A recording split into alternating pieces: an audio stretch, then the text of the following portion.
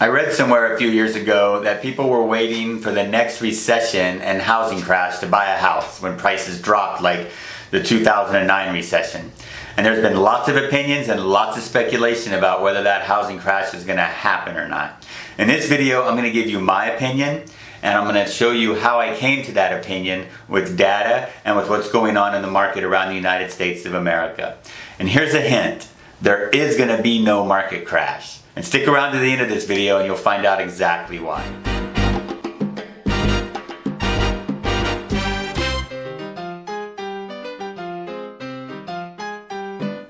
Hi, my name is Joel Y. I've been a real estate agent in the state of Kansas since 2009, and I also do a lot of investing. I invest in like stocks and bonds, real estate, both commercial and residential. I invest in some cryptocurrencies, and I invest in some business startups. So I try to keep my pulse on what's going on in the economy, both in the real estate markets and in the overall economy. So I analyze my market here in the Midwest, and I also talk with a group of realtors from around the country. Every week we meet via conference call. A couple in California, both in Southern Cal and up in Northern Cal. Somebody down in Texas. I got a friend in Florida, Indiana, a realtor up in Minneapolis, and then a couple up in Vancouver, Canada. And I use that information, plus I listen to what educated and trained economists are saying, and I listen to what the real estate associations think, and then also what the government's doing with the money supply. And then I take all that information, and that's how I form my opinions about what's going on in the real estate markets and how I advise my clients. This is just an opinion, it's just my opinion. And no one really knows what's going to happen with any markets. It's all speculation. I mean, you got guys that they keep repeating the same thing year after year. There's going to be a crash, there's going to be a crash, there's going to be a crash. Well, eventually they're right, because eventually there's always a market crash, sooner or later. But right now, around the United States, homes are selling really, really fast. And prices are rising dramatically. And that's because there's such low supply and such high demand. And we're going to go over some numbers here that are going to kind of put all this into perspective, and then I'll show you how it's all going to mix together and why I don't think there's going to be a market crash. Okay, according to Radian Housing Price Index and the American Enterprise Institute Housing Center, prices have risen 8% nationwide. In California, according to the California Association of Realtors, they've risen 14%.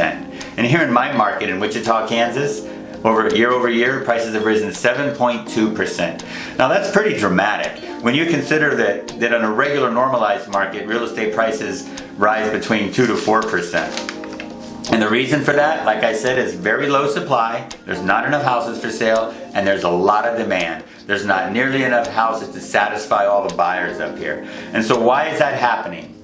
Okay, well, the low supply is happening because builders just aren't building houses like they used to. They're still a little leery from the 2009 recession. Right after the 2009 recession, builders weren't building at all. A lot of builders lost a lot of money, and a lot of them went bankrupt in the 2009 recession from building too many spec homes. Spec homes are like when builders build a house with the hopes of selling it. They're not customs. And builders were building those spec homes because the market was so hot and they were selling them like crazy.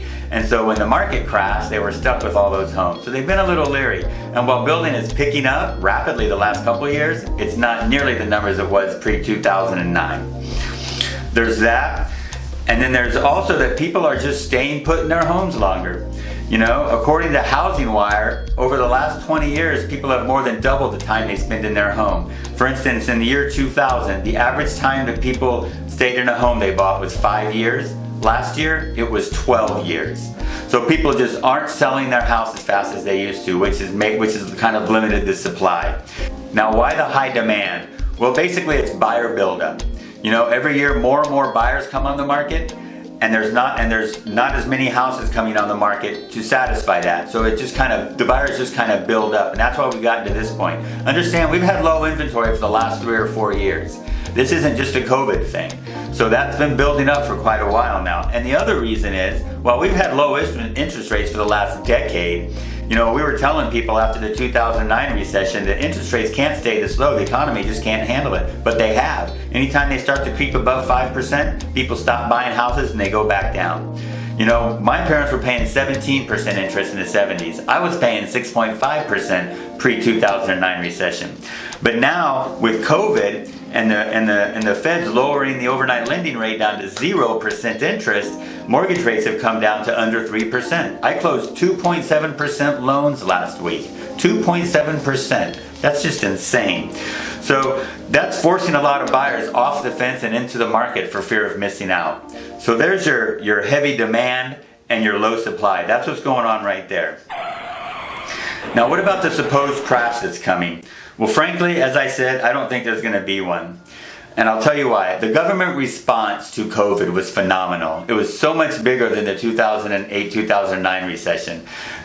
You know, the country's gone into a lot of debt for it, but nobody really seems to be worried about that.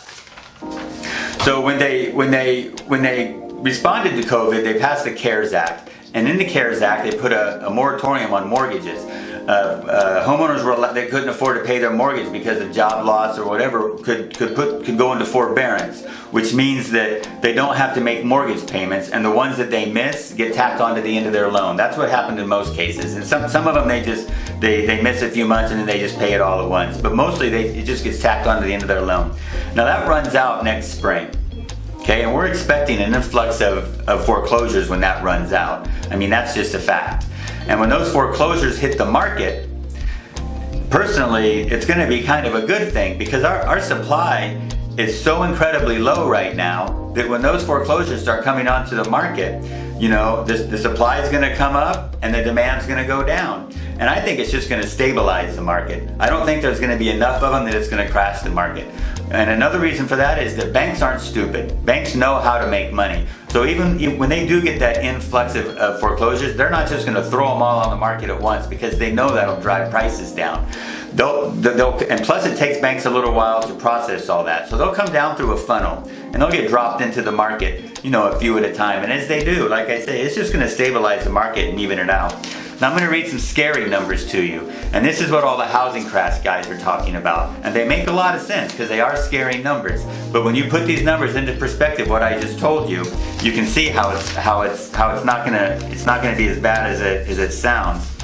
So first of all, the good numbers are, according to the Mortgage Bankers Association, forbearance numbers at the peak were 8.5% of mortgages, or 4.7 million mortgages were in forbearance. Last month in September, they dropped down to 7%, or 3.5 million. But the big news here is that the last 18 consecutive weeks, that number has been dropping. And if that trend continues, that's a really, really good sign, and that's a really good thing for the economy. Now, some really important numbers here, the scary ones. These come from Black Knight Financial Services, or Black Knight Inc. as it is. Black Knight is a company that supplies data and analytics to the real estate and mortgage industry. The number of seriously delinquent mortgages, and a serious delinquent mortgage is 90 plus days of missed payments.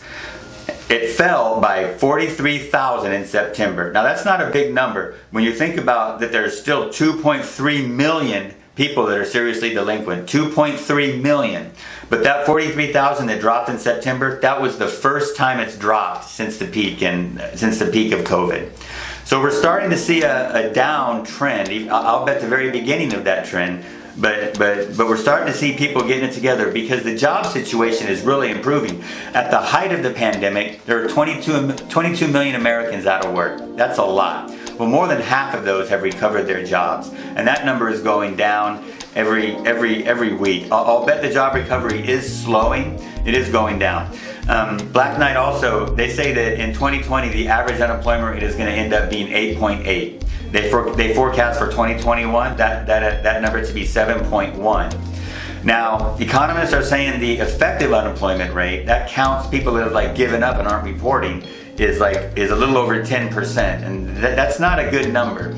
But I don't think that that's really going to affect this whole, supply and demand thing that's going on in the market. And yeah, I think it's all going to even out. I think that these foreclosures are going to stabilize the market, and I think it's all going to be okay. And now again, that's just my opinion. And everybody has an opinion, and you should listen to them all because they all have good points. But you take all those opinions and all that research, and then you use all that information to make your own decisions about whether you think it's a good time to sell your house. But one good decision is to sell your house yourself, because you will save a lot more money. And again, thanks for watching. And if you found value in this video, or if it helped you at all, please hit the like button and then subscribe to this channel and hit the notification bell, because that way you'll get sent updates every time we post new videos that are going to help teach you how to sell your house yourself, sell it fast, and sell it for more money. And again, thanks for watching.